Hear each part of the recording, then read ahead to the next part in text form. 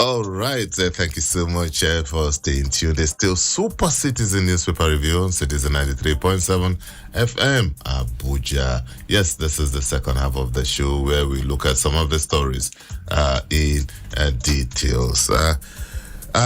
Before I bring in Mr. Salami. Okay, Mr. Salami, good morning, sir. You change your mind? Yes, minute. It's allowed. Good morning, Lawrence, and good morning, the Super Citizen listeners, and very, very good morning to the very good people of Osun State who are gearing up to perform their civic duties. All right, Mr. Salami. Before we continue, let's look at this.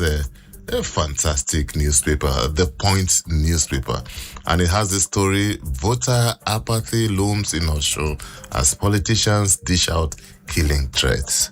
Okay, you know where the paper is coming from with that story. And Tinubu OK's framework to unlock $50 billion deep offshore investment. And still staying with The Point newspaper, professors, senior lawyers, and illiterate. Okay, professors, senior lawyers aid illiterates to rig elections. Defend forgery. That's from Peter Obi. And Nigeria to start rearing all crude locally for 2030. All right, that's all we can take from The Point newspaper.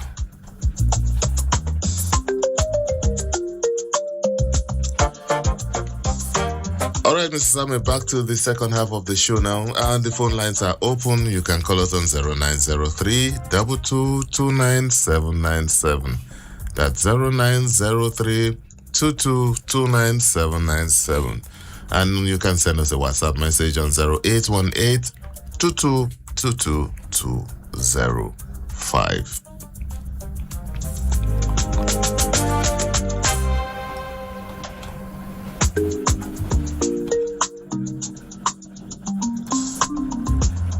All right, Mr. Sami, before we go into politics in Osun State, let's take a trip to the aviation sector, which the airports, especially Abuja and Lagos, were virtually paralyzed yesterday due to the industrial dispute between the workers and Air Peace. Let's look at the story. Air Peace versus unions. Chaos as passengers, airlines suffer losses from over 80 cancelled flights.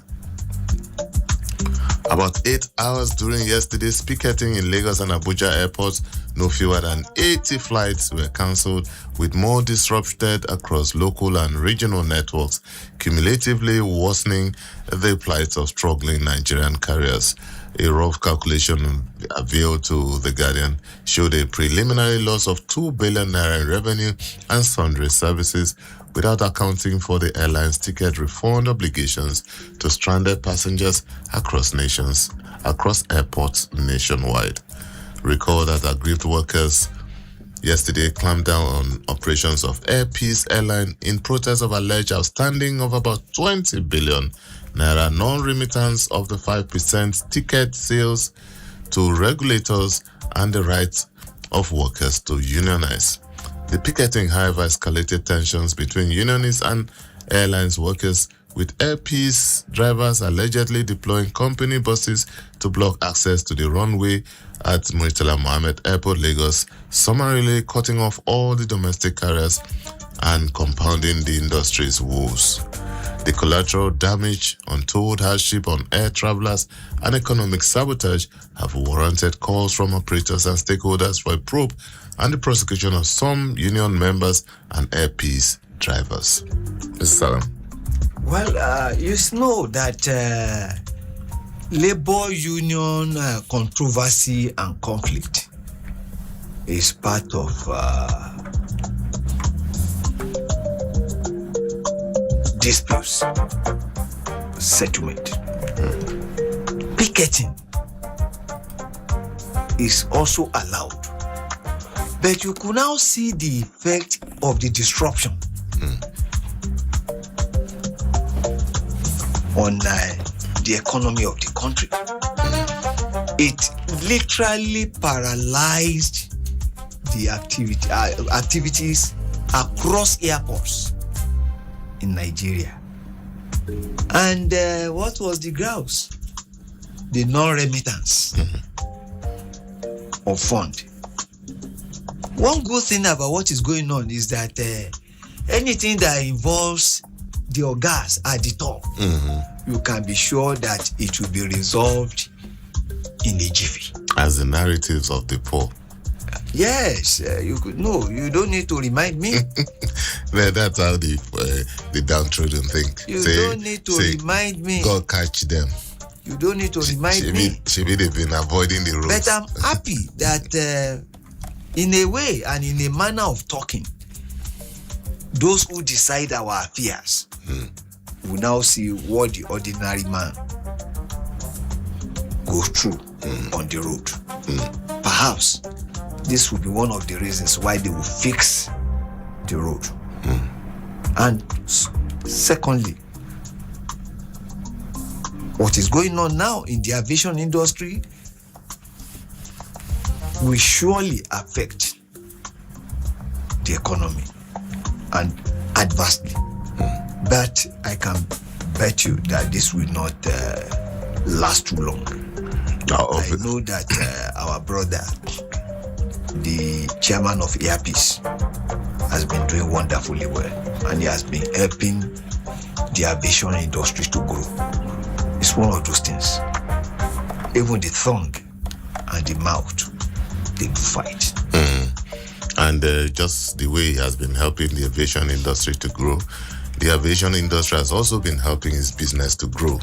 It's a symbiotic relationship, which settlement, just like you said, I have no doubt, Mr. Salami, that before the end of the day, this will be resolved because, it involves the movers and shakers of the society. Can you imagine what it will mean if the powerful people cannot fly down to Ibadan or Lagos ahead of the Osun election? This will be resolved. But sometimes when we look at industrial dispute, the question I always ask myself is, must it always get to this? Because I know that this matter has been lingering in the last 6 months or thereabout. And now, just yesterday alone from the report, over 2 billion naira is lost. That you can get back. But we know that the companies, the aviation, the airlines will always find a way of getting their money back. For those of you who fly, Mr. Salami inclusive, you will pay part of that 2 billion naira that was lost yesterday. Trust me, one way or another, you will pay. The classification you gave, I didn't object to it because it was a very, very correct classification. Okay, so those of you fly all the time. No, you said those of us who are poor.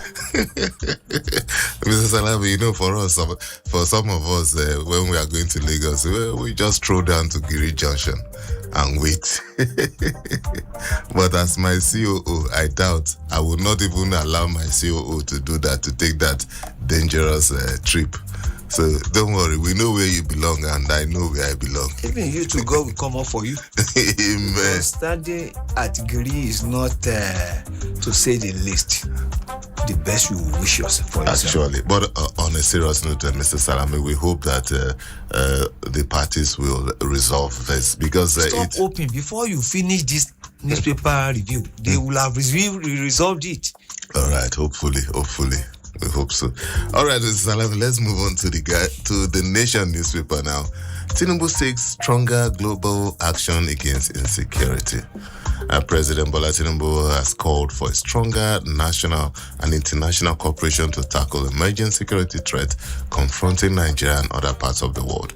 He said Nigeria was facing multifaceted security challenges requiring coordinated and sustainable responses from government, international organizations, faith leaders, and other stakeholders. The president spoke in Abuja yesterday at the International Conference on Security organized by the Jamaatul Sunnah in partnership with the Muslim World League of Saudi Arabia. Mr. Salam. Yes, I think we are beginning to get serious about solving the insecurity problem in the country. Lawrence, General Chris Monster said that what is needed to solve this problem is not only kinetic, but both kinetic and non-kinetic. The greatest of all wars are fought inside the mind. By the time we are able to do what I call mindset reset, we'll be getting to the end of the insecurity problem in the country. What precisely do I mean by that? By mindset reset? We need to be conscientized. We need to tell ourselves that no to evil. Of course, what other name do you call kidnapping? Crime is a crime. What is the name for banditry? What other name do you call militancy? What other name do you call retrogressive radicalism? Because you could have progressive radicalism. So when you tell yourself the truth that no, I will not be involved in economic sabotage, I will be a patriot, I want to render my civic duty without let or hindrance, without asking for a mudu of gari or 2,000. When we choose to do the right thing, Nigeria will go well. And it starts from the mind. It oozes out from the deepest recess of our mind. By the time we imbibe that way of life, that no, I'm not going to be an armed robber. No, I will not steal. No, as a civil servant, I will not cut corners. As a public office holder, public office to me is a public trust. I will not abuse it. This is the beginning. And who can do that than the clerics? So when the clerics meet and say, yes, we are going to talk to ourselves and our people, and we are going to appeal to the mind, the real man will eventually emerge. And when that does come, then the country, there will be what I call a renaissance.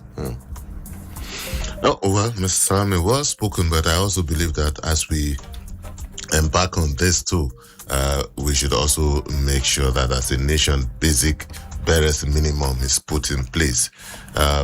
Reduce the level of unemployment, create infrastructure, make small-scale businesses thrive, work on your power situation, and those many things that will also encourage young people to embark on their own kind of livelihood and reduce frustration, reduce cases of mental health. Just if you solve traffic problem, for example, Mr. Salami, you may never know what you have done to a lot of people. For example, the Nyanya Maraba axis, people who live or who ply that route in the last few months have been going through hell. Yes, we know that it's for the ultimate good at the end of the day when the bridge is finally completed and everything. But currently, you can imagine spending 2-3 hours on traffic coming to work and 2-3 hours on traffic when you're going back home.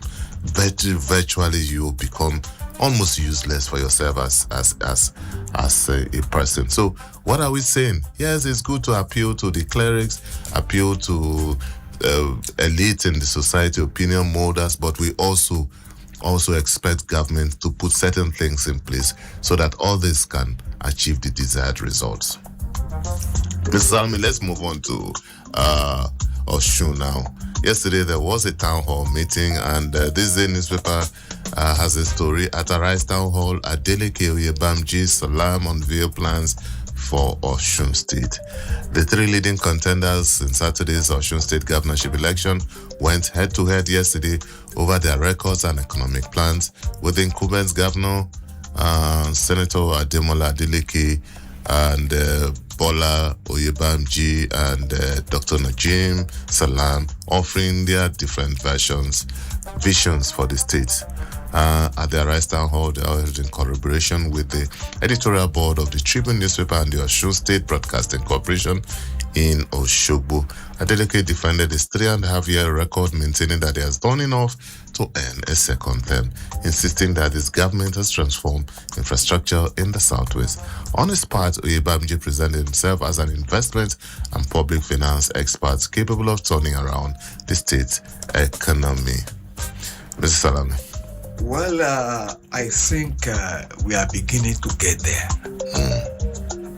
I'll first commend and appreciate the efforts of the editorial board of Tribune and the Arise team. I want to thank the media. You could see that the Nigerian media, they are living to the expectations of Nigerians, and they are upholding the constitutional responsibility. Section 22 of the Nigerian Constitution states clearly that the press should hold government accountable to the people. Precisely. That is precisely what happened yesterday at the Arise Town Hall meeting in Osogbo, where those who are putting themselves forward were given the opportunity to tell the people of the state of Living Spring what it is there in the offing for them. The sitting governor, Governor Ademola Adeleke, seized the opportunity to tell the people of the state what he has been doing in the past 3.5 years. It was an eloquent testimony. He gave a good account of himself. He spoke glowingly about what he has done in the areas of education, health, agriculture, social infrastructure, roads, and what have you. And he capped it by saying that others should come to Osun to learn how to dance. And I don't see anything bad in that. It is a skill. Yeah. And some people live on that. They earn a living. Okay. Now, the gubernatorial candidate of the All Progressives Congress told his people where he's coming from. That is coming from a private sector driven economy side, kind of. And he told them how he's being at Bola Ige house will affect their lives positively. Give it to him too. And Right Honorable Najim Salam, regardless of the fact that is my namesake, told the people his own side of the story and what he has for them and how he intends in a very short time to deliver the bountiful dividends of democracy to the people. The people listened, and sovereignty resides with the people with the people. all the time. The people will decide. This is democracy at its best.